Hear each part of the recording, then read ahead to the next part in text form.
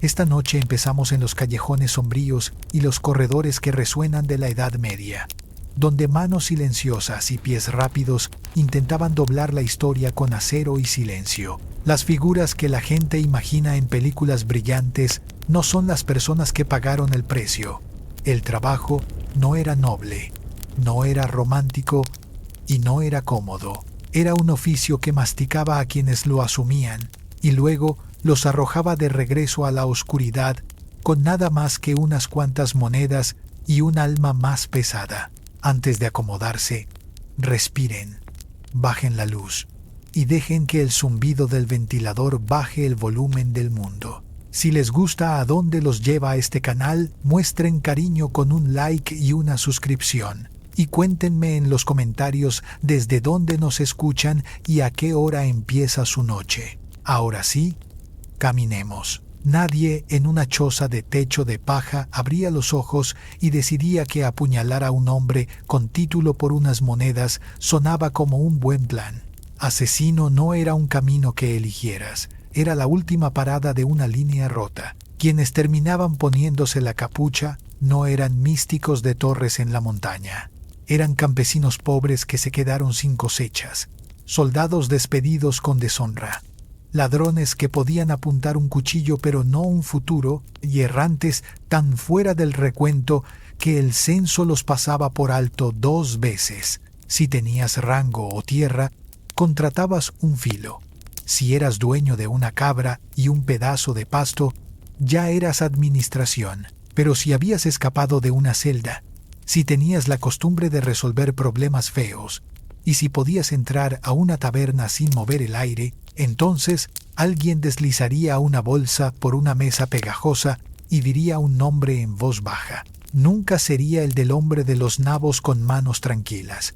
Sería un varón que cobraba como sanguijuela, un eclesiástico que brillaba de oro o un capitán que dormía detrás de una puerta con cerrojos de hierro. El pago se veía tentador, la tarea se veía mortal, y para cuando alguien lo consideraba, ya no tenía nada que perder.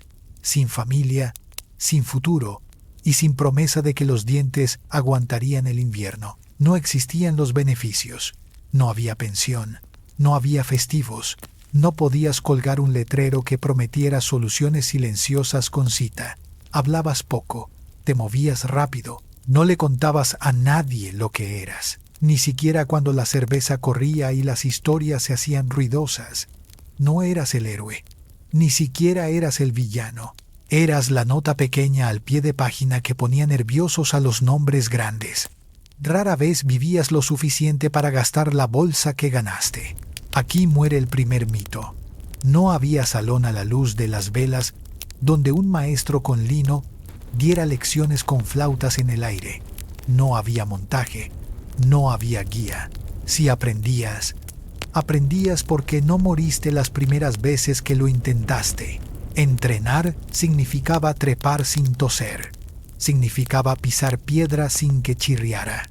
Significaba quedarte quieto mientras tus pulmones rogaban por aire. Si habías llevado una lanza antes, al menos sabías qué extremo del cuchillo miraba hacia afuera. Si no, el acto en sí era fácil de imaginar, pero la fuga no. Salir con todas tus piezas, donde empezaron exigía o habilidad o suerte.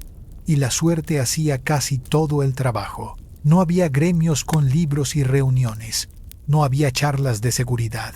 Nadie explicaba cómo podía esconderse un señor en una segunda cama o dónde guardaba un hombre rico una puerta privada en su aposento. Lo descubrías mientras los dedos se te acalambraban en un alféizar helado y los pies te colgaban sobre un patio. El veneno no era una ciencia limpia. Era un juego de adivinanzas con hierbas, minerales y partes de animales. A veces funcionaba rápido. A veces tu objetivo solo se ponía pálido y furioso. A veces confundías la copa y bebías la dosis tú. No había un número al que llamar cuando una mezcla se portaba mal. Solo una oración, un estómago duro y la esperanza de que llegara la mañana. Si la suerte sonreía, conocías a un ladrón que te enseñaba a moverte sin que los adoquines hablaran. Tal vez un mercenario te mostraba cómo sostener una hoja para que mordiera hondo sin trabarse en las costillas. Los mentores no se quedaban. La gente en este oficio no se retiraba. Desaparecía. El entrenamiento en armas nunca se veía como en las canciones. No cargabas una espada como un noble. Llevabas una hoja corta saqueada a un guardia. Tal vez una cuerda para un cuello. Tal vez un clavo limado lo bastante como para importar. No eras un maestro de artes ocultas. Eras un par de manos callosas, un paso silencioso y una persona que conocía cada callejón por el olor. El éxito venía de sobrevivir a tus errores. Aprendías a golpear rápido, a mantenerlo simple y a correr antes de que alguien pudiera dibujar tu cara para la puerta de una iglesia. Tu educación te estampaba moretones en la piel y volvía tus ropas harapos. Solo quedaba la conciencia de que el siguiente error podía ser el último y de que nadie sabría tu nombre cuando la campana sonara al amanecer. Ahora, la razón por la que la gente aceptaba la oferta: moneda, fría, pesada y ruidosa en una bolsa. La promesa te jalaba, la realidad te hundía.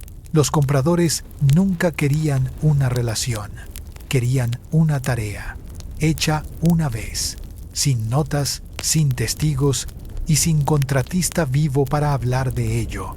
Un trato común daba la mitad al inicio y la mitad después del trabajo. Sonaba justo hasta que entendías qué significaba después. Después de que revisaran que no hiciste un desastre. Después de que supieran que el rastro no apuntaba de vuelta a su salón. Después de que probaras que podías guardar un secreto estando muy lejos. Después de que dejaras de ser útil. Así que hacías el trabajo. Te deslizabas por esquinas oscuras. Tomabas aire y empujabas a un hombre hacia el silencio. Luego volvías a cobrar. El anfitrión se había ido. La puerta estaba trancada. A veces el pago llegaba como beso de acero, porque un cuchillo al vientre costaba menos que un bono. Incluso cuando una bolsa caía en tu mano, se sentía ligera para las noches en un pajar, para las pulgas y para el peso de lo que hiciste. Te daban monedas, te daban un gesto, te decían que nunca estuviste ahí. Algunas ofertas escondían trampas. Alguien te apuntaba a un hombre peligroso. Luego colocaba un señuelo bajo guardias brillantes y esperaba. Entrabas con un plan y salías como carnada para la horca. No había tribunal donde reclamar que un señor rompió una promesa. El único banco que verías estaba bajo una soga. Aprendías a tomar dinero por adelantado. Aprendías a prometer poco. Aprendías a no confiar en nadie, y menos en el escribiente de pluma húmeda que juraba que este trabajo mejoraría tu vida. Lo hacía acortándola. El equipo no era un cofre de maravillas. No había cuchillas con resorte en la muñeca. No había humo en frascos. No había ballesta que se doblara dentro de una bota.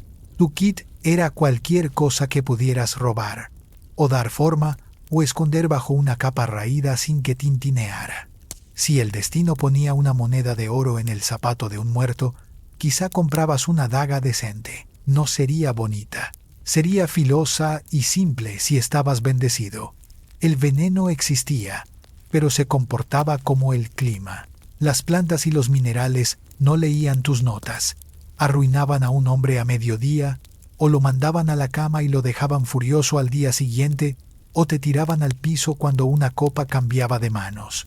La cuerda ayudaba si tus manos eran rápidas. Podías trepar con ella, ahorcar con ella, atar con ella. Pero si olvidabas el nudo en el calor del momento, convertías una pelea en un forcejeo torpe sobre un suelo frío. Los arcos servían si tenías uno, si sabías tirar, y si un portero en la puerta creía que tu atado de palos escondía flores. La mayor parte del trabajo real sucedía a distancia de brazo, cercano, rápido, silencioso, y no tan pulcro como para que resbalaras. No había herramientas de repuesto esperando. Si tu hoja se doblaba en hueso o caía a un pozo, te volvías carroñero. Un trozo de teja, un clavo con ambición, una hebilla convertida en peso para el puño. La desesperación era tu taller. Escondías tus herramientas en dobladillos y botas y panes con corazón hueco. Tu hoja era tu compañera y tu jefa, y tu pensión al mismo tiempo. No pasabas el día puliendo, pasabas el día rezando para que el metal no te traicionara cuando importaba. Al final, la herramienta nunca hacía el trabajo por ti. Lo hacías tú, a solas, mal alimentado, con la expectativa de obrar un milagro con nada más que un paso firme y una mano firme. Tus blancos no eran borrachos perdidos en un callejón.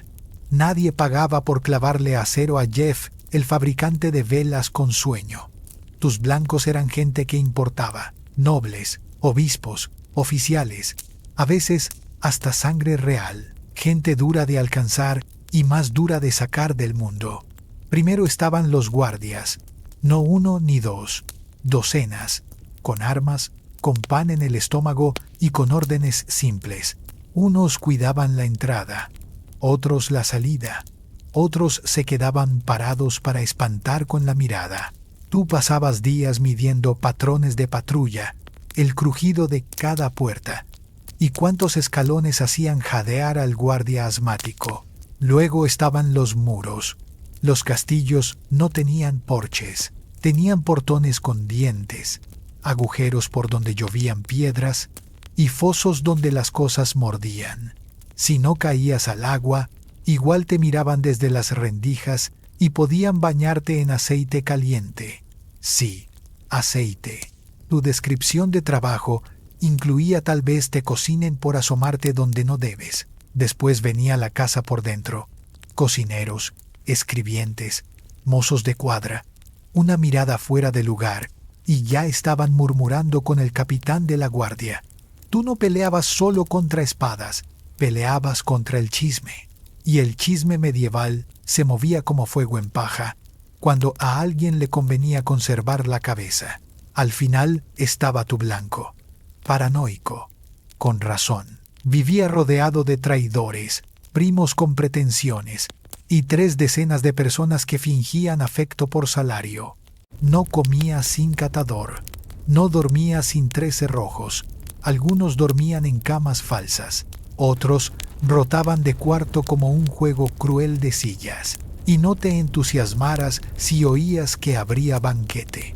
Sí, beberían, pero tú también, y aún así tendrías que pasar entre la guardia, 3 perros, un bufón despierto y 50 testigos con jarros en la mano. Acercarte podía llevar semanas. Hacías de sirviente, sobornabas a una doncella, te escondías en barriles, y cuando por fin llegaba el segundo correcto, había un solo intento, un momento limpio, sin chirridos ni tropiezos. O terminabas como lección pública, colgando en la puerta con un tablón que decía «Buen intento». Ahora hablemos de la ropa. La imaginación pinta túnicas negras perfectas, brazales de cuero, capuchas que ondean con la luna. La realidad te vestía como a un cabrero enfermo con secretos en el cinto. El disfraz en esa época no era moda. No había capas a medida. Había restos, harapos de campesino, un hábito de monje 2 tallas grande o piezas de uniforme que todavía olían al dueño anterior. El objetivo era mezclarse, y mezclarse significaba parecer uno más entre los que no se bañaban en semanas, cojeaban de viejas heridas y cargaban un tic nervioso por la falta de comida. A nadie le parecía raro el hedor. Lo raro era el gesto de ajustar el cinturón para acomodar una hoja envuelta en trapo. Por eso te delatabas. No por la capa, por el gesto. Olvídate de máscaras. No había opciones de cara de héroe. La mayoría de cobertores de rostro te hacían ver como leproso. Eso servía para no hablar con nadie, pero cerraba puertas donde necesitabas entrar. Si alguien preguntaba quién eras, debías pensar rápido. Soy el hermano Tobías. Me encargo de oración silenciosa y de techos. Y aunque cruzaras la primera barrera, la casa noble no estaba llena de tontos. Los criados notaban caras nuevas, sobre todo si derramaban un bacín o no sabían el nombre del gato de la cocina. Siempre estabas aún, nunca te he visto de que te golpearan con un candelabro. Y si el disfraz funcionaba, felicidades. Te tocaba actuar por horas sin mirar de reojo a cada cuello tentador que pasaba. Pelucas. No. Si querías verte mayor o menor, te quedaba untarte tierra, fruncir los ojos y rezar para que nadie se acercara lo suficiente como para notar que te habías pegado la barba con miel. El disfraz no te protegía. Te comprabas 5 minutos de confusión. Después debías desaparecer, volverte aire o convencer de forma perfecta. Si alguien veía a través de la farsa, no había nada peor que quedar atrapado en la lavandería del obispo con un hábito de monja y una espada en la mano justo en día de fiesta. En esa vida no había equipo, no había compañero con ballesta, no había alquimista listo en una guarida, no había encargado que mandara pergaminos con instrucciones y ánimo. Había tú, una hoja oxidada y problemas con la confianza. Los rumores sobre hermandades secretas sonaban bien en la taberna, jamás en la calle. Era más fácil cruzarte con un fantasma que con otro del oficio que quisiera compartir secretos. La regla era simple. Mientras menos gente supiera que existías, más tiempo respirabas. Cada contacto era un riesgo. Cada lengua suelta, un nudo listo. Ni el cliente conocía tu nombre real. Y si lo conocía, tú ya planeabas la salida. Compañía. Suena bonito. En la práctica, no había. Amigos hacen preguntas. Amantes notan moretones, manchas. ¿Y por qué duermes con hierro bajo la almohada? No podías echar raíces. No debías. Un solo reconocimiento en el mercado, y tu vida se volvía una carrera hacia la rejilla del desagüe más cercana. Hasta los criminales preferían distancia. Los ladrones y los pasadores eran sociales. Tú eras la persona que hacía desaparecer a otras personas. Te temían, o peor, te veían como un problema con piernas. Nadie quería compartir estofado con alguien capaz de atraer una turba con antorchas. Y no esperes comprensión. Si hablabas de lo difícil que era dormir, después de callar a un obispo corrupto, te tacharían de mentiroso o de peligro. No estaban tan errados. Por eso guardabas secretos, cicatrices y acero para ti. En las posadas, te sentabas en la esquina más oscura, con la espalda a la pared, los ojos en la puerta. No bebías en exceso. Nunca repetías noche. No decías tu nombre salvo que te pagaran antes. Y aún así era un nombre prestado. Ser asesino en esa época significaba practicar el arte de desaparecer. No solo entre la gente, también de todas las vidas que jamás ibas a tener. Si fallabas, no había corrección. Una mirada tuya a destiempo, un temblor en la muñeca, un hijo del blanco que entraba en la habitación, un giro mal dado, ya estabas muerto. Fallar no era una charla con el jefe, era un final público, doloroso y con aparatos de hierro con nombres que daban risa a quien no los probó. Al fallar, quemabas el plan completo. El blanco vivía y gritaba que lo intentaron matar. De pronto, ya no eras sombra. Eras un hombre buscado, con descripción detallada y dibujo tosco clavado en cada taberna a 30 millas. Los guardias que ignoraste ahora tenían motivo, y a veces ni siquiera el blanco era tu peor problema. Era el cliente. Si fallabas, dejabas de ser activo. Te convertías en riesgo. Alguien que podían capturar, torturar o hacer hablar. Quien pagó por tu intento sería el primero en pagar por tu silencio definitivo. No existían segundas oportunidades. No había lo siento, resbaló. Mañana lo arreglamos. Había un intento. Punto. Si no ocurría, lo mejor era morir rápido antes de que alguien preguntara por nombres. El fracaso también traía vergüenza. Silenciosa. No solo no lograste el golpe, no lograste ser invisible. Y en ese oficio, la perfección era el aire. Cualquier otra cosa te pintaba una diana. A nadie le importaba cuántas veces lo hiciste antes. 12 aciertos no pesaban nada ante un fallo. Solo importaba el último. Y si acertabas, tampoco había brindis, ni azotea con vino y ciudad ardiendo de fondo. Acertar significaba correr. correr por los patios traseros con sangre en las botas y un perro ya oliendo tu rastro. No había vuelta de honor. No había charla con colegas, ni siquiera un minuto para mirar la obra. En cuanto la hoja tocaba carne, tu nuevo trabajo era escapar de todos los que ahora querían matarte con creatividad. Las puertas se cerraban. Las calles se llenaban de hombres con espadas y un papel con tu cara y la frase, quizá armado y muy apuñalador. Por eso planificabas la salida antes del golpe. Rutas, disfraces, casas seguras que eran solo un colchón y un nombre falso. Tal vez un barquero que te debía un favor, porque la ciudad se cerraría en minutos. Nadie quería escándalo. Cerraban portones, ponían puestos y repartían dibujos. Y el cliente no te esperaba con una sonrisa. Si pensaba pagarte, igual desaparecía. Un asesino que acaba de cumplir es el ser más peligroso. Sabe demasiado. Probó que entra donde otros no. Así que incluso cuando tenías monedas, también cargabas un blanco en la espalda. Tu premio era una semana durmiendo en pajares, sobornando barqueros, afeitándote a oscuras y rezando con un nombre nuevo entre monjes que caminaban hacia el este. Ganaste el golpe. Ahora corre y no mires atrás.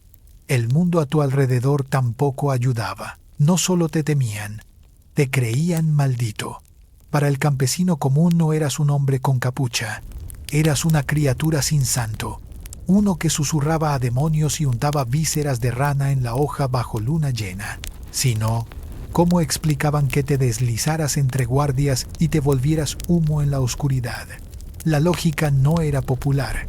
La superstición sí. Corría como agua cuesta abajo. Unos decían que podías cambiar de forma. Otros juraban que eras invisible salvo si te bañaban con agua bendita. Circulaba la historia de que sellabas pactos con espíritus del bosque y que tu aliento cruzaba paredes. Caminabas por una aldea y escuchabas a una mujer murmurando, «No lo mires, puede embrujar al niño». Hasta tus herramientas levantaban sospecha. Una daga, claramente salida de una fragua maldita. Veneno, no era química. Era brujería, y seguro lo revolvías con un dedo cercenado bajo luna roja. Pensarías que ese miedo te abría paso. A veces sí, la mayoría no. Una turba supersticiosa no pregunta. Lanza piedras, prende fuego y grita quémenlo antes de que llame al rayo. Tu reputación hacía que la gente reaccionara de más.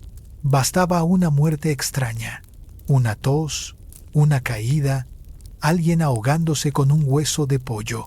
Alguien susurraba, quizá fue el hombre sombra, quizá fue él. Te podían cazar por existir en el mismo pueblo que una desgracia. Solución: moverte siempre. Te quedabas un poco de tiempo y un cura ya estaba tocando la campana. 5 granjeros llegaban con horquetas como si hubieran ensayado toda la vida y que no te agarraran con nada raro. Hierbas secas, monedas extrañas, un acento de lejos. Era suficiente para que alguien gritara hechicero y encendiera antorchas. En un mundo que creía que los monstruos vestían piel de gente, ser silencioso, rápido o demasiado listo te volvía amenaza. Y las amenazas morían, de preferencia en llamas y sin demora. Hablemos del veneno. La teoría lo pinta elegante. Una muerte quieta, sin gritos, sin hueso contra acero. Un sorbo, un mareo, un suspiro y fin. La práctica era otra. En la Edad Media, envenenar a alguien era como intentar ganar una pelea de taberna con té y mala actitud. No tenías frascos puros ni dosis medidas. Tenías plantas, hongos, minerales, tal vez un sapo. Recolectabas, molías y rezabas, sin balanza, sin precisión, a ojo. Una pizca de menos y el noble vomitaba y cancelaba la cena. Una pizca de más y te quemabas por contacto antes de picar la cebolla. Además, las cocinas eran caos. No entrabas silbando para sazonar la sopa con belladona. Debías sobornar a alguien, disfrazarte de ayudante, colarte cuando no miraban, o peor, intentar envenenar una mesa que pasaría por 3 catadores y un perro. Sí, un perro, y si el blanco era noble, su comida era una operación militar, probada, bendecida, olida por media servidumbre. Para cuando el plato llegaba, había pasado más controles que una boda real, suponiendo que lo lograbas, que deslizabas la gota, que nadie notaba, y que el objetivo la probaba. Lo siguiente era impredecible, horas o días. Un minuto se reía, al siguiente se tomaba el vientre y pedía a su astrólogo. Si sobrevivía, ¿a quién culparía?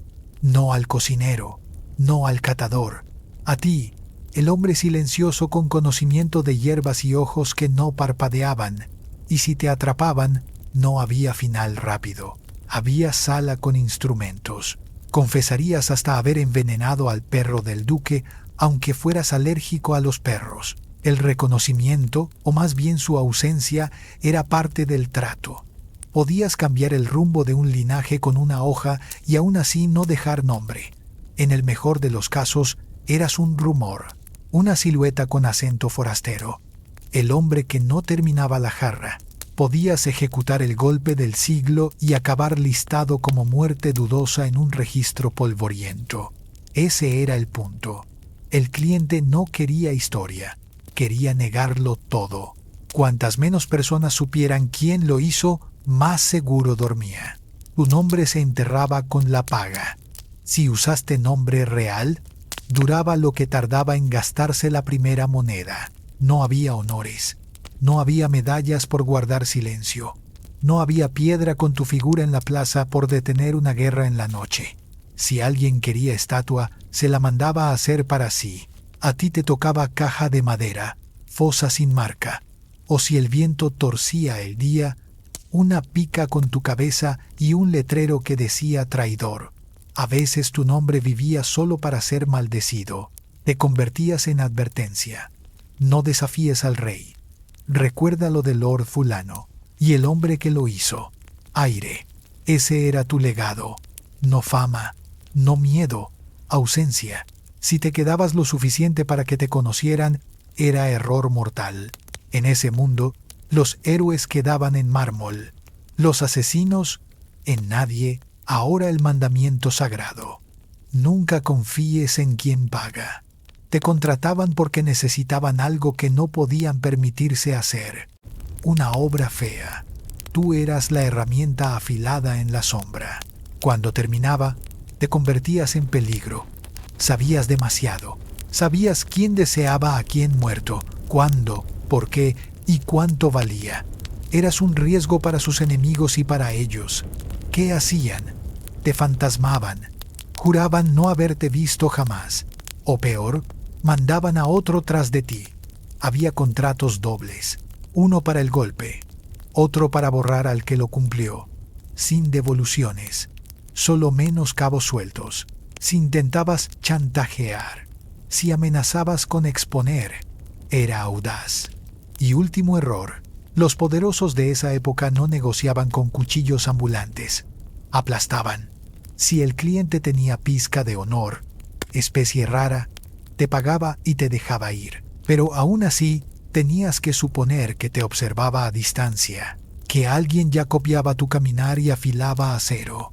Para ellos, si mataste una vez, podrías matar otra, y nadie quería ser el siguiente en tu lista. Digamos que venciste las probabilidades. Sobreviviste a golpes, mentiras, venenos, traiciones. Viviste más que enemigos y empleadores y quizá tu propia brújula. Ahora te retiras. No, nadie te pensionaba. No había banquete de despedida. No había casita junto al mar. No había monedas por servicios prestados ni susurros agradecidos. No te apagabas en paz. Te borrabas o te borraban. El problema era simple. Nunca estabas a salvo. Aunque dejaras el oficio, tu pasado no. Tenías demasiados secretos en la cabeza, demasiados nombres, demasiada sangre en los nudillos. La gente no te quería retirado, te quería olvidado, que en esa lengua significaba enterrado. ¿Y si nadie venía por ti? Gran sí. Igual vivías esperando que alguien viniera. Un joven con hambre de probarse, con un papel en la mano, con un contrato para un fantasma que alguna vez fue alguien. Cambiabas de nombre. Te mudabas a una aldea sin preguntas. Fingías una cojera. Vendías hierbas. Contabas que una vez fuiste guardia en otra ciudad. Aún así, no dormías bien. Evitabas las multitudes. Te sentabas siempre mirando la puerta. Mantenías una daga bajo la tabla del suelo junto a una bolsa de monedas que no tocabas porque olía al hombre que te la pagó. No confiabas ni en ti. Años de silencios y salidas rápidas cambian la cabeza. Cada golpe en la puerta te hacía saltar. Cada extraño en el camino podía reconocerte. Dejabas de soñar. Soñar era peligroso. No podías amar. No podías soltar el cuerpo. No podías reír fuerte. Vivías como un fantasma haciéndose pasar por hombre. El final de esa carrera no tenía final feliz. Solo una desvanecida lenta. Siempre en movimiento. Siempre mirando. Hasta que un día te ibas al mismo lugar que todos. Pero a diferencia de todos, nadie notaba. Y tal vez eso era lo mejor que te podía tocar. Para ahora, habrás entendido. Ser asesino medieval no tenía romance oscuro. No era noble. Ni siquiera pagaba tan bien. Era un oficio corto y desagradecido. Envuelto en lino manchado. Seguido por gente con buena memoria y manos con armas. No durabas ni una semana. Quizá ni un día. Porque empezarías con supuestos equivocados. Que serías pulcro, en control, un susurro en la noche. En realidad serías frío, con hambre, y a un mal paso de la soga. Entrarías al pueblo con la capa cerrada, listo para jugar, y descubrirías que el blanco cambió de lugar. Los guardias estarían borrachos, pero nerviosos. Y el mozo de establo al que le pagaste por información te vendería por una jarra y un pedazo de pan. Te congelarías en el segundo equivocado. Herirías al hombre incorrecto. Te vería la doncella que te reconoció de la capilla. Y ya no serías sombra. Serías el problema. Entonces corres. Pero no conoces ese terreno. El barro, los adoquines desnivelados, la cantidad absurda de gallinas sueltas. Resbalas, caes, y te atrapa un guardia llamado Tomás, que acaba de ser plantado por su novia, y busca un desahogo. Digamos que sobrevives. Te espera la resaca del desastre, sin aliados, sin honor, sin futuro.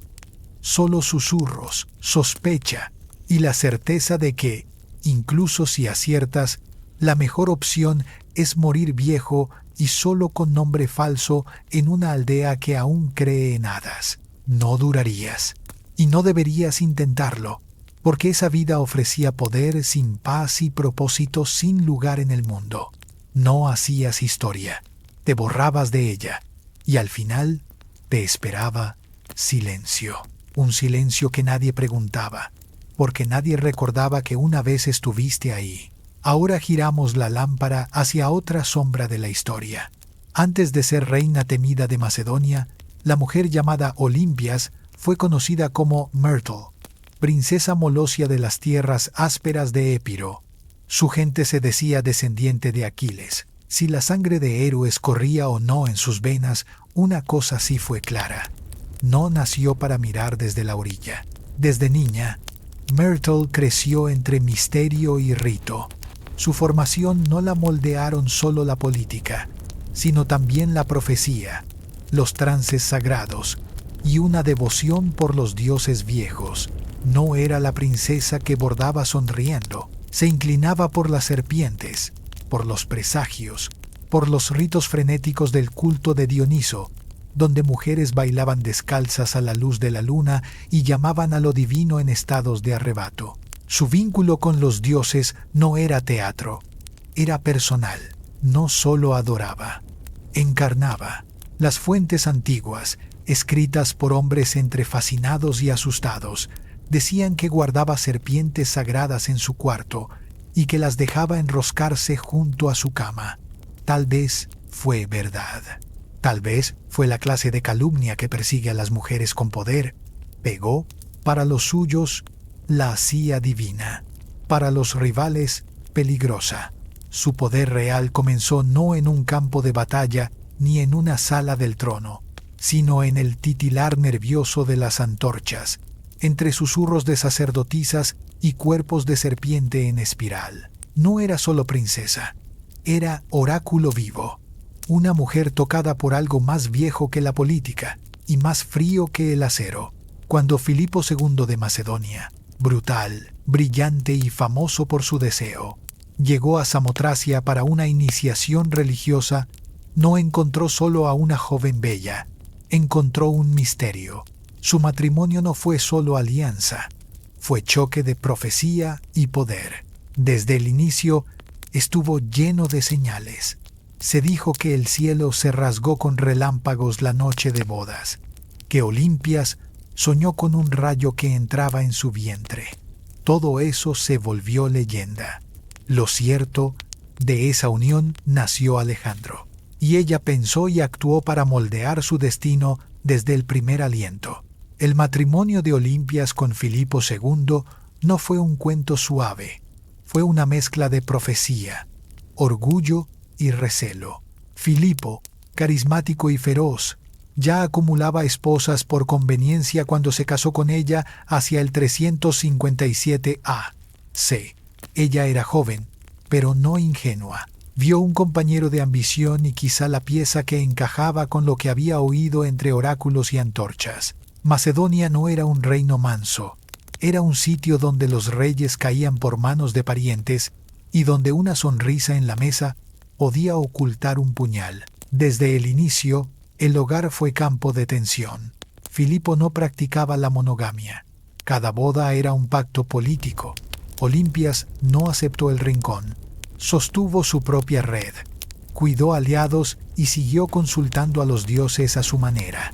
Luego nació Alejandro, con relatos de rayos y llamas que no quemaban, fábula o propaganda.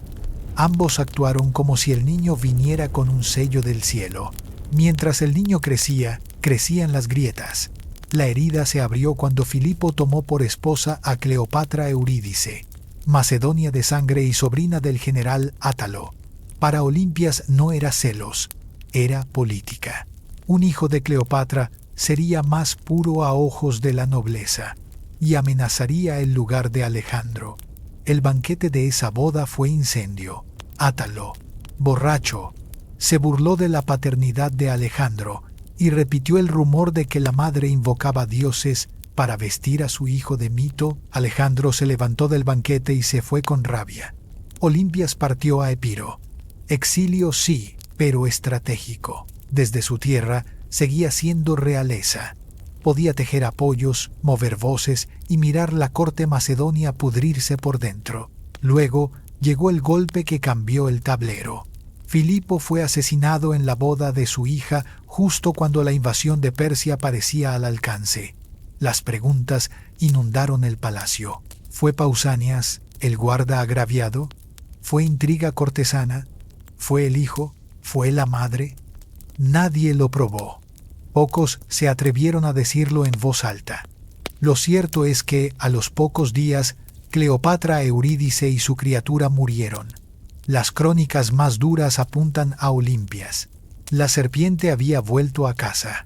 Con Filipo bajo tierra, Macedonia vaciló. Olimpias no. Se movió con cálculo. Alejandro, joven afilado y alumno de Aristóteles, fue proclamado rey sin resistencia de peso. No fue solo la estela del padre ni el brillo del hijo, fue la mano de la madre, que sabía a qué general apretar, a qué noble calmar y a qué enemigo borrar. Alejandro, cuentan, desaprobó la violencia contra los de Cleopatra, pero no la deshizo.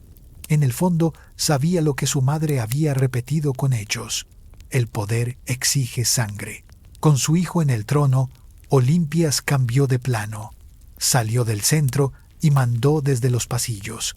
Mientras Alejandro miraba al este, ella quedó en Macedonia como guardiana espiritual del proyecto.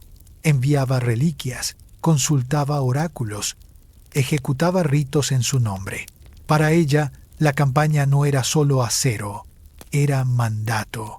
El muchacho no solo conquistaba, cumplía una profecía. En ausencia del rey, la regencia cayó en Antípatro, veterano respetado. Olimpias no aceptó el segundo plano. Escribió cartas frecuentes, aconsejó, advirtió, reprendió. No eran notas dulces de madre, eran informes políticos con olor a incienso. Alejandro, lejos, las leía. Ella señalaba enemigos reales, dudaba de la lealtad de sus compañeros, criticaba su gusto por costumbres persas, por bodas convenientes y por jugar con llamarse Dios. Nadie más hablaba así. Ella, sí, en casa. Antípatro acumulaba fastidio. Olimpias minaba su autoridad cuando encontraba resquicios. Usaba su rango, su peso religioso y sus vínculos para encender resistencias. Tenía voz en Epiro, eco en Tesalia y llegada entre nobles. Un susurro suyo podía incendiar un salón. En sus cartas, pintaba a Antípatro como nuevo Filipo en germen. Alejandro dudaba. Necesitaba al viejo soldado para mantener Grecia en calma mientras él abría frentes en Asia. La grieta entre madre y regente se ensanchó. El imperio se estiró desde el Egeo hasta India.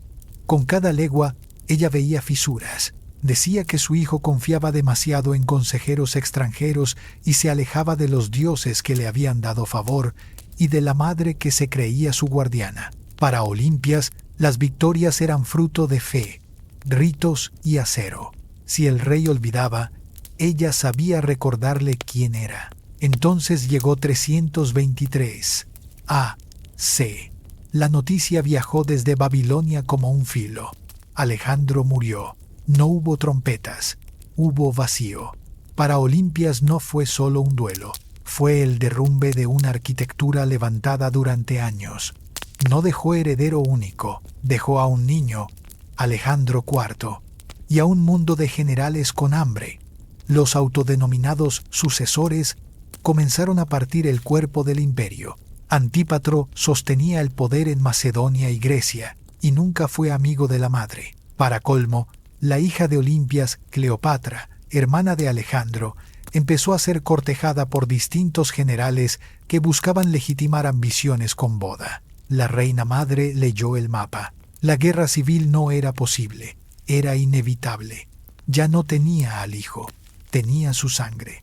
Roxana, la viuda bactriana, estaba en Macedonia, vulnerable. El niño, aún más. El bebé era el último ladrillo de la casa y a la vez su mejor bandera. Olimpia se alió con Roxana y apostó por el nieto. Prometió protegerlo y con él defender el derecho de su línea. Pero los vientos habían cambiado. Los generales que una vez se inclinaron ante Alejandro no querían inclinarse ante su madre ni ante su viuda. Tenían ejércitos, ambiciones y cuentas. Aún así, ella no se echó atrás. Había mirado a los ojos a serpientes y reyes. No le asustaban unos caudillos con coronas prestadas. Antípatro murió. Le sucedió Casandro, su hijo, frío y metódico. Allí estaba el enemigo real. El choque era cuestión de tiempo. La madre serpiente de Alejandro contra el usurpador de hielo. Tras años de guerras móviles, Olimpias dio su paso más audaz. Regresó a Macedonia como fuerza, no como doliente. Selló un acuerdo con Poliperconte, general veterano que aún sostenía una bandera de legitimidad. No volvió a pedir, volvió a mandar. Entró con ejército. Pueblos abrieron puertas. Soldados cambiaron de bando. Viejos rivales dudaron. Su nombre seguía pesando. Y llegó la cuenta. Uno a uno cayeron los partidarios de Casandro. Cuando cayó en su poder Filipo III Arrideo, medio hermano de Alejandro y rey títere, ordenó su ejecución. Eurídice, su esposa, fue capturada. Dicen que le ofrecieron quitarse la vida. Rehusó. La estrangularon. Brutalidad envuelta en protocolo. Teatro de autoridad. Mensaje claro. Solo la sangre de Alejandro tenía derecho a mandar. Por un instante el reino estuvo en su puño. restableció la dinastía, cobró deudas y recordó a Macedonia cómo luce la autoridad cuando una mujer sin nada que perder la empuña. Pero el poder en esa tierra era fuego en paja. Casandro regresó con más hombres, más oro y más paciencia. La marea cambió. Poliperconte perdió fuerza. Aliados se disolvieron.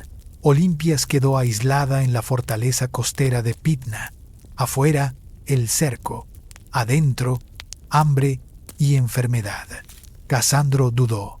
Matar a la madre de Alejandro podía parecer sacrilegio. Ofreció clemencia si se rendía. Olimpias conocía el valor de esas promesas. Aún así, la guarnición se quebró. Sus seguidores depusieron armas, la entregaron. Casandro no quiso mancharse. La cedió a las familias de los que ella había ejecutado, que decidieran ellas. La sentencia fue muerte. Y ocurrió algo extraño. Los verdugos no se atrevieron a dar el primer golpe. Eran macedonios. Habían crecido oyendo sus ritos, sus visiones, sus serpientes.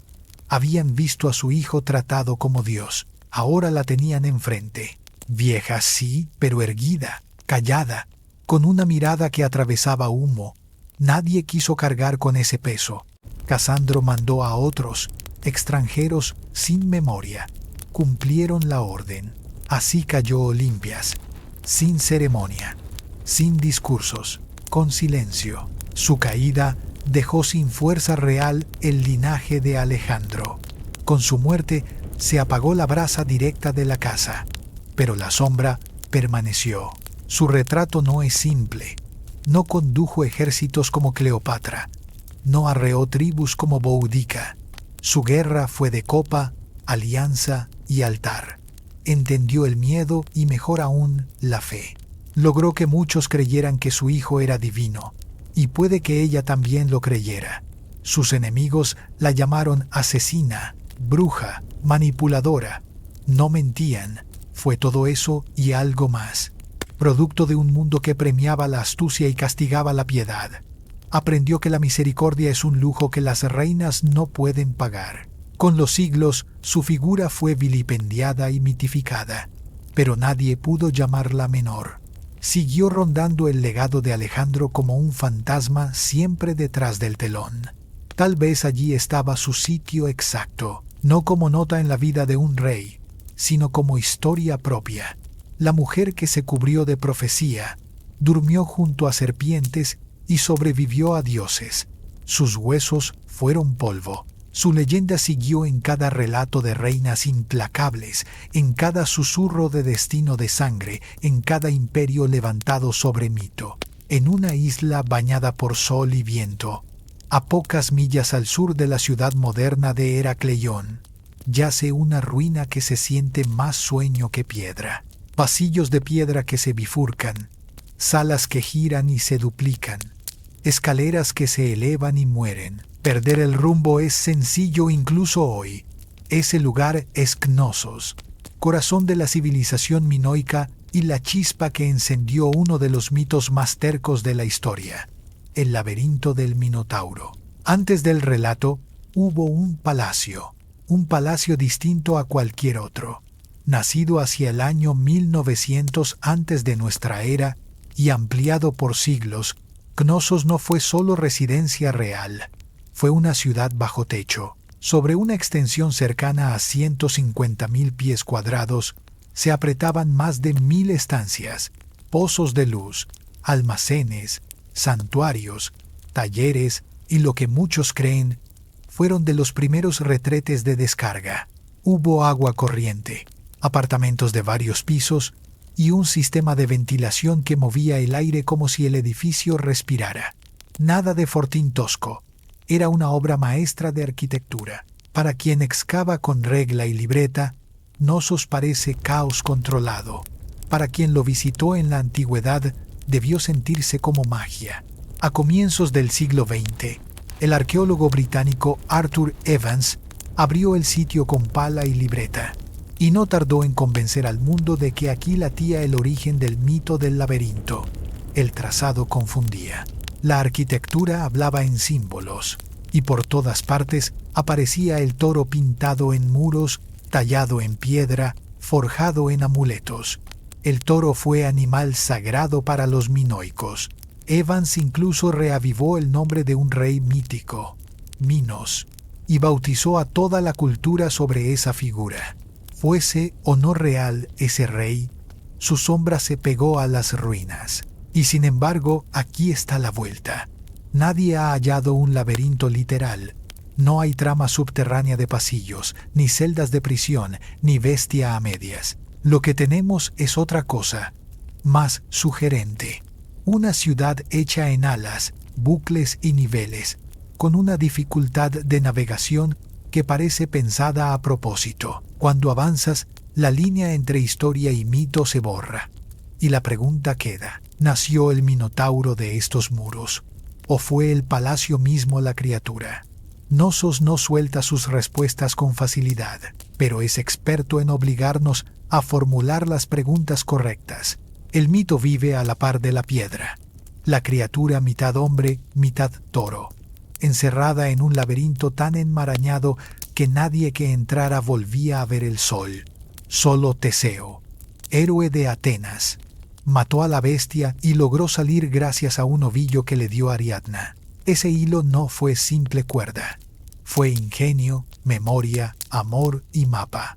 La historia más antigua habla de un rey, Minos, dueño del trono de Creta, que exigía tributo a Atenas, 7 jóvenes y 7 doncellas cada año, alimento para el monstruo. El Minotauro habría nacido como castigo y vergüenza.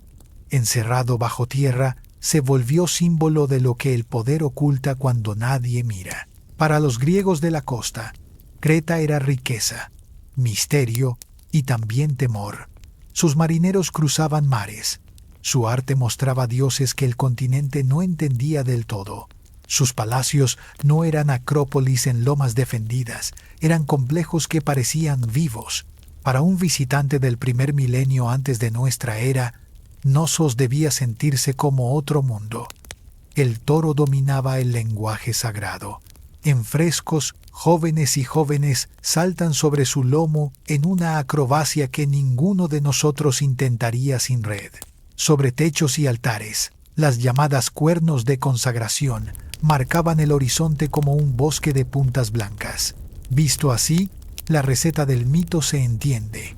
Un palacio que desorienta, un animal sagrado que ocupa el arte, un reino que proyecta poder más por comercio que por guerra, pero queda una lectura más fina. Tal vez el Minotauro no era solo criatura, tal vez era metáfora. Algunos ven en la historia un recuerdo de un tiempo en que Creta dominó a Atenas y le impuso tributo real. El laberinto sería la trampa política.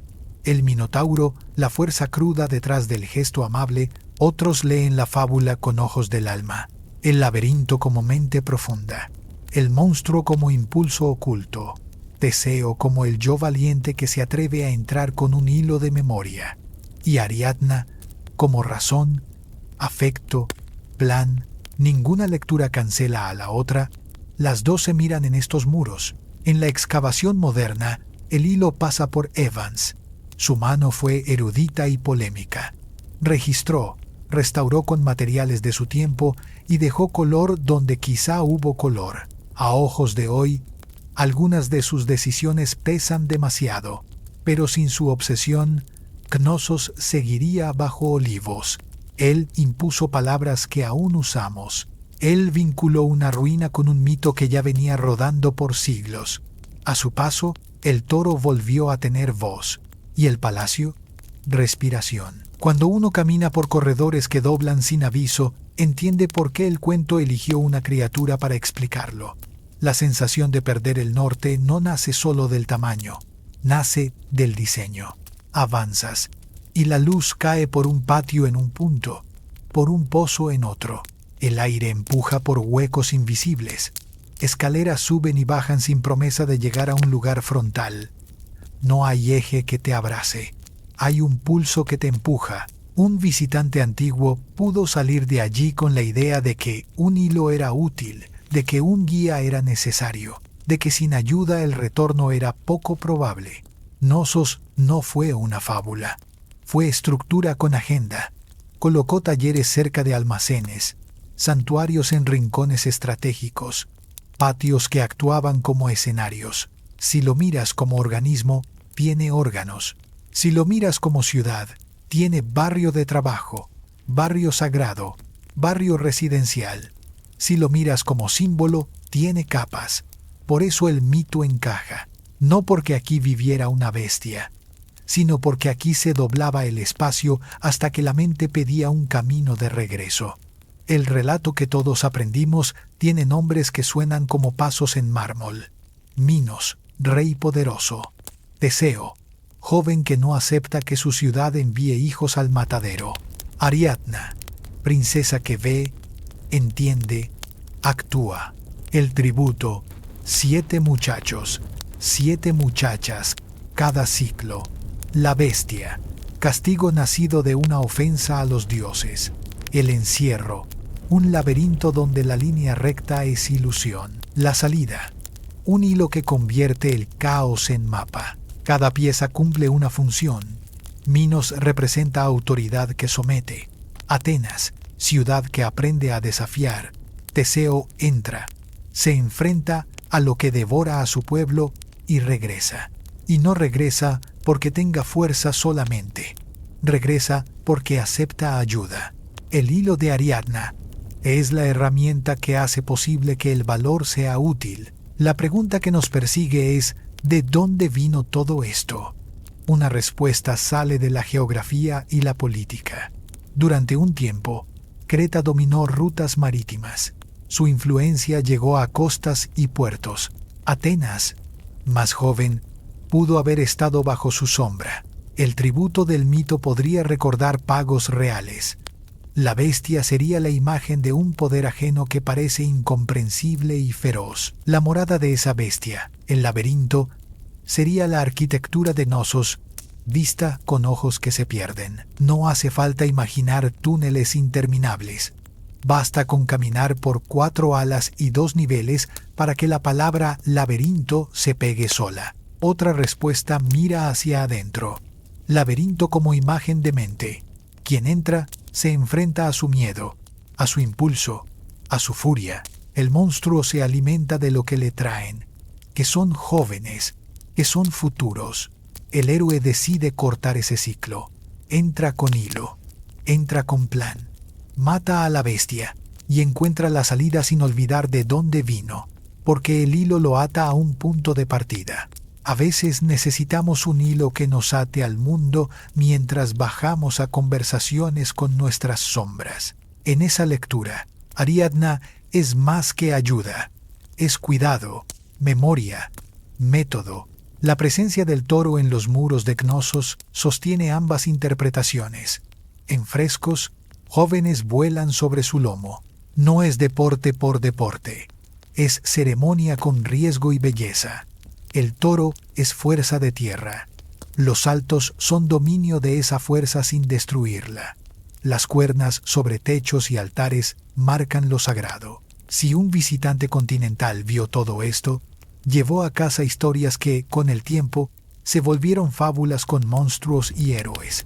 La memoria hace eso.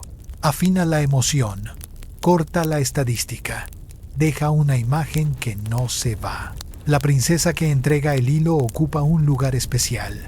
Es puente entre laberinto y mundo. Sin hilo, el héroe es solo músculo dentro de piedra.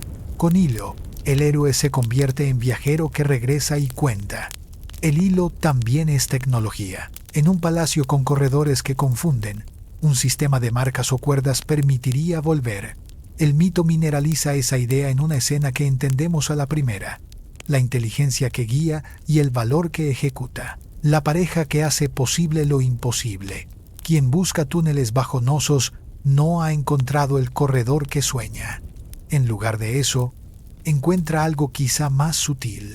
Cruces de rutas, cuartos sin salida, giros que llevan de nuevo al inicio, niveles que invitan a perder el mapa en la cabeza.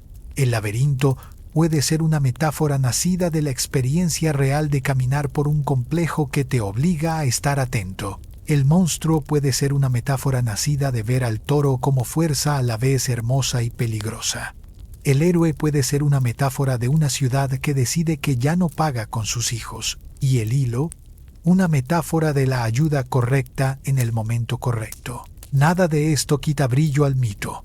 Lo enriquece, lo asienta en piedra, luz, viento, lo ata a un lugar donde el diseño obliga a pensar. Esa mezcla de arquitectura y cuento explica por qué la historia ha durado tanto. Porque no habla solo de una isla y un rey. Habla de cómo nos movemos por espacios complejos.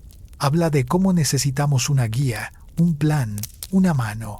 Habla de cómo la fuerza sola no basta. Y si el mito nació aquí, o si el palacio fue buscando un mito que ya existía, es menos urgente que la constatación de que ambos se espejan con comodidad.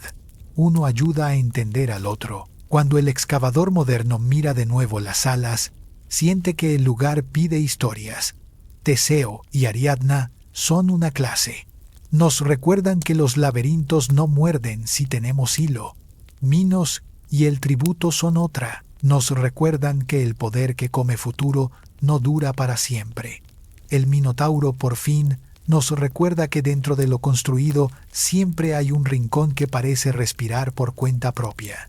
A eso llamamos monstruo cuando no hallamos otra palabra. Y a eso llamamos diseño cuando por fin lo entendemos. Mucho antes de que Atenas alzara mármol o de que Esparta afilara lanza, hubo una civilización que dominó por rutas y tratos. La llamamos minoica. Floreció entre 2600 y 1400 antes de nuestra era. Desde Creta extendió una red que tocó Egipto, Mesopotamia, la Franja del Levante y quizá costas lejanas de Iberia.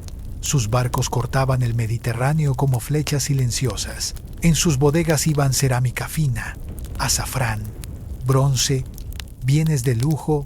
No levantaron ejércitos enormes, levantaron puertos, acuerdos, nombres que abrían puertas. La confianza fue su arma. Su arte ofrecía otra mirada frente a lo que vino después. Celebraba naturaleza, animales, movimiento fluido. No se regodeaba en castigo divino ni en guerra eterna. En frescos bailan muchachas con faldas de volantes, dibujan delfines que saltan sobre bañeras, y jóvenes vuelan sobre toros como si el aire fuera tela. Sus diosas no eran figuras tímidas.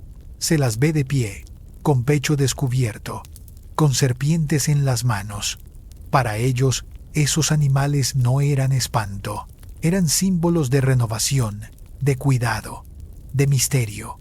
Criaturas que mueven tierra y susurran desde abajo. En el centro del mapa, Knossos, no en una colina amurallada, sino en un valle fértil.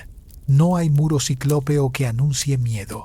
Eso sugiere dos cosas: o se sentían protegidos por mar y nombre, o proyectaban poder suficiente para no esperar asedio. Su confianza fue arquitectónica. Edificios de varios niveles, patios con columnas, sistemas de agua que hacen sonrojar a ciudades más jóvenes. El visitante moderno se sorprende al ver tuberías de arcilla, conductos de desagüe, baños, escaleras que suben hasta donde la luz cae desde arriba y refresca. La casa del rey era también casa del agua y de la brisa, y sin embargo, la escritura más usada por ellos no nos habla. La llamamos lineal A. Aún no se ha descifrado. No sabemos cómo se llamaban a sí mismos, no sabemos qué oraciones exactas recitaban, qué cuentos repetían a los niños, qué temores guardaban. Conocemos su mano por las ruinas, por las pinturas, por lo que otros tomaron de ellos. Los micénicos que llegaron después heredaron y tradujeron parte de ese mundo, y los griegos más tardíos lo envolvieron en mito. Ese silencio escrito convierte a los minoicos en arquitectos de misterio.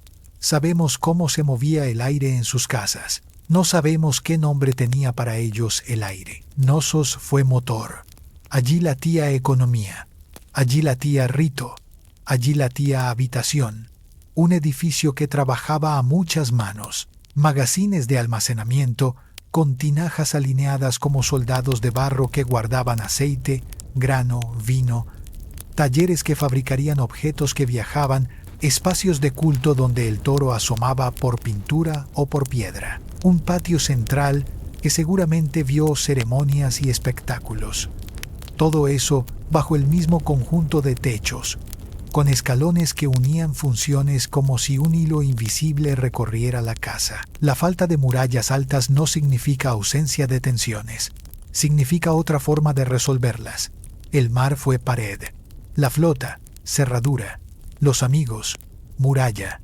Esa configuración permitió que buena parte del esfuerzo se invirtiera en diseño y arte. Por eso, cuando recorremos Knossos, percibimos que la belleza no es solo adorno.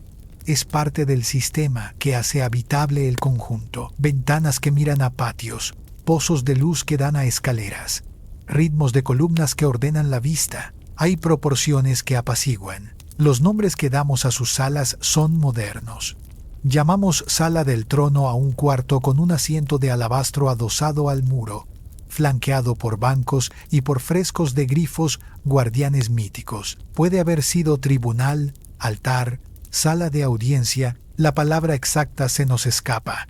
De nuevo, el hilo se corta porque no entendemos la escritura, pero la sensación de centro sagrado se instala. Y en ese lugar es fácil imaginar música, pasos, voces que prometen, voces que eligen. En el paisaje del arte minoico, el cuerpo se mueve sin armaduras pesadas. Hay ritmo en la línea, hay humor en los delfines, hay orgullo en los toros. Eso no quiere decir que desconocieran la violencia. Dice que eligieron pintar otra cosa para la casa alta. El mensaje que dejaron en color fue distinto al que otras culturas pintaron en mármol después. Cuando una civilización decide que pinta en su sala más importante, te cuenta qué quiere recordar de sí. Al hablar de comercio, vale pensar en lo que la isla exportó sin saberlo. Técnicas, ideas, composiciones. Un vecino aprende a trazar un motivo, otro decide copiar una forma de patio. De a poco, un estilo se vuelve lenguaje regional. Por eso la estela minoica aparece afuera de Creta. Así como adoptaron y adaptaron de Egipto y de Oriente, otros adoptaron y adaptaron de ellos. El Mediterráneo fue red de préstamos. Knossos fue nodo. Caminar por Knossos es caminar por tiempo que se dobló. Capas que se superponen, belleza que aparece y se esconde. No solo abruma la escala, te sacude el diseño. Un cuarto conduce a otro, un corredor se divide y se pierde. Un pozo de luz corta el edificio y da aire a salas que de otro modo serían cuevas. Una escalera baja a sombras y otra te lanza a un patio con sol. Nada se mueve en línea recta. Por eso la palabra laberinto insiste. El complejo fue organismo vivo. Las medidas impresionan. Cerca de 150.000 pies cuadrados de arquitectura, más de 1.000 estancias. Niveles que en algunos puntos alcanzan 4 o 5 pisos si contamos terrazas y pendientes. Hacer vida aquí exigía memoria, intuición, señales o un hilo. La aparente confusión oculta inteligencia. El aire circula por ejes que conectan pozos y escaleras. El agua corre por tuberías de arcilla que todavía asombran. Los desagües muestran un cuidado que ciudades orgullosas de siglos posteriores tardaron en igualar. El lujo aquí no eran columnas para presumir. Era comodidad para un clima que pedía sombra y brisa. El patio central organiza. Sirve para ceremonias. Sirve para juegos. Sirve para que el edificio respire y para que la gente se vea. Alrededor, alas con funciones, almacenes con tinajas que guardaban el alimento de la casa, talleres donde manos curtidas daban forma a objetos de metal, piedra o barro, apartamentos que recuerdan que en medio de lo sagrado y lo administrativo había camas, cocinas, risas y discusiones. El edificio era un mundo. Entre los cuartos más citados está la llamada Sala del Trono, un asiento de alabastro pegado al muro, con bancos laterales, rodeado de frescos con grifos que vigilan. No sabemos si fue trono de rey, asiento de sacerdote o silla de una diosa. Los dibujos de grifos, guardianes combinados de león y ave, sugieren protección y límite. Sea cual fuera su función, es un espacio que se siente central, un lugar al que se entra con atención, donde el suelo parece pedir pasos medidos. La pintura mural de Cnosos no fue simple adorno, fue textura de identidad.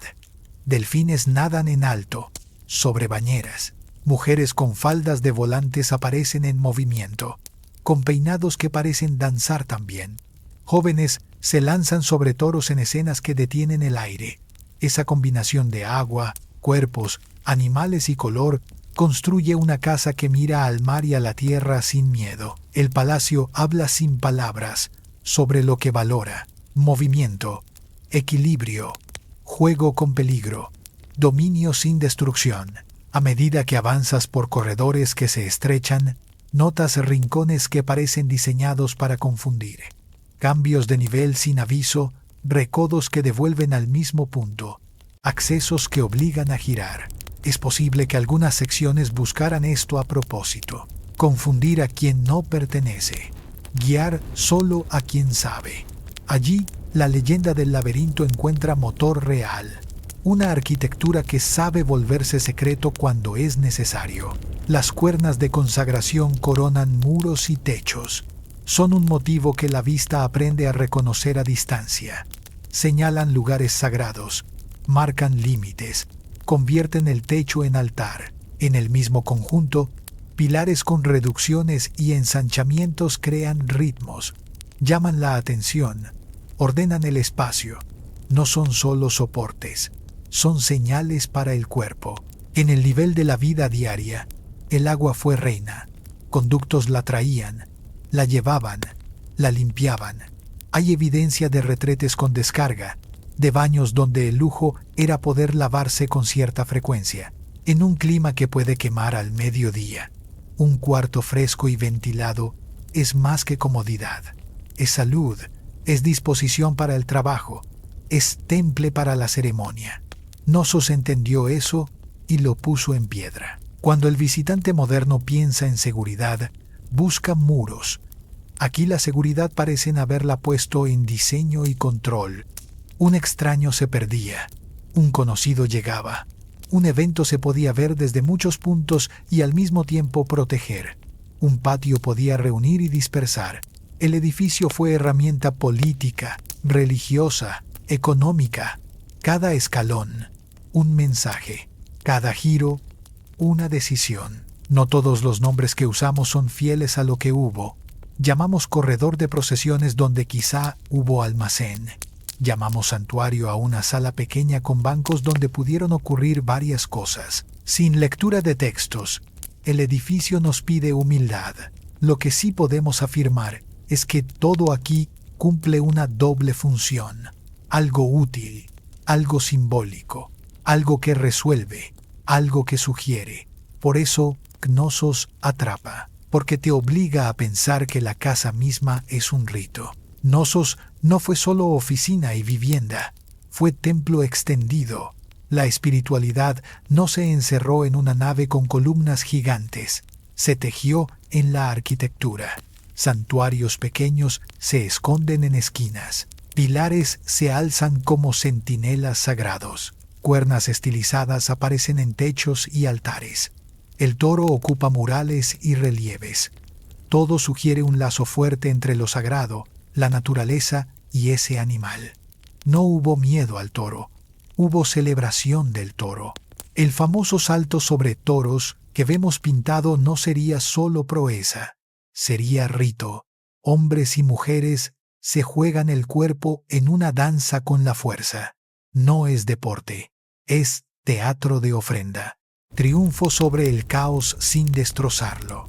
En depósitos bajo el palacio aparecieron figurillas de lo que llamamos diosas de las serpientes, mujeres erguidas, pecho descubierto, brazos arriba, serpientes que se enroscan en las manos, irradian poder, no piden permiso, custodian hogar, fertilidad, vida.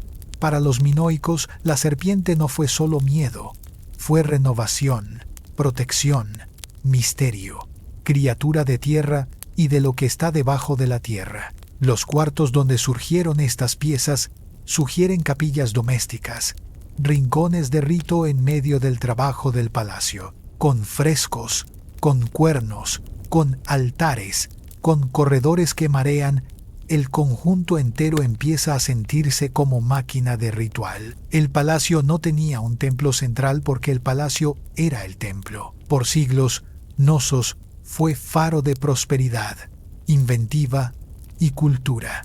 Y luego algo pasó, rápido para escala histórica.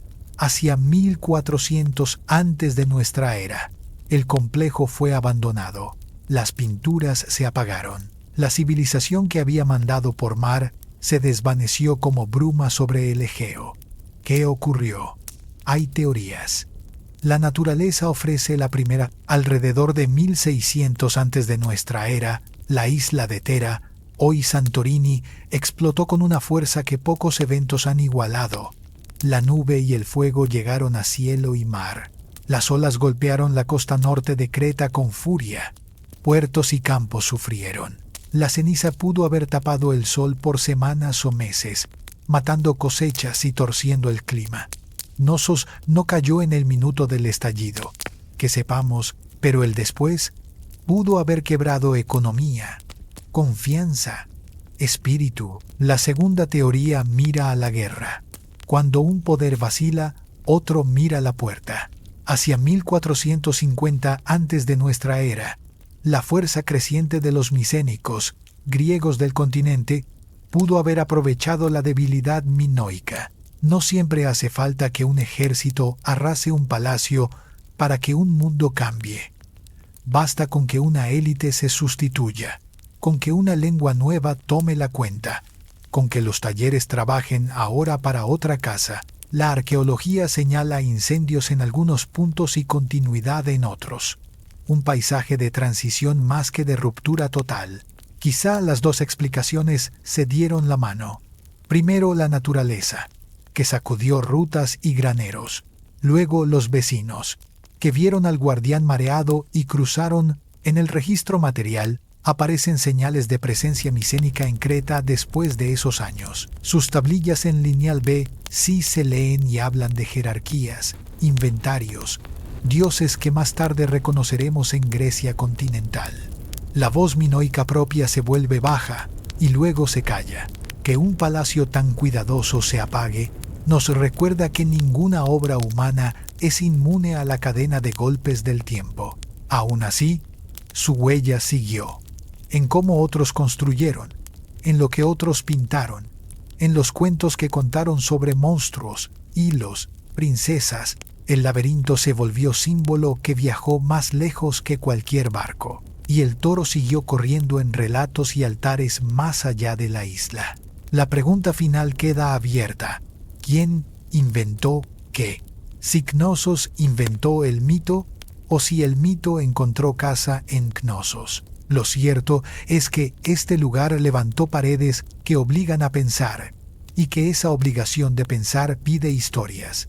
Por eso, seguimos volviendo, porque su piedra aún respira, porque sus corredores aún piden un hilo, porque siempre habrá un visitante que se detenga, mire un giro y sonría con la misma idea que otros tuvieron hace miles de años. Aquí hay un laberinto, y aunque no veamos a la bestia, sentimos que algo nos observa desde la arquitectura.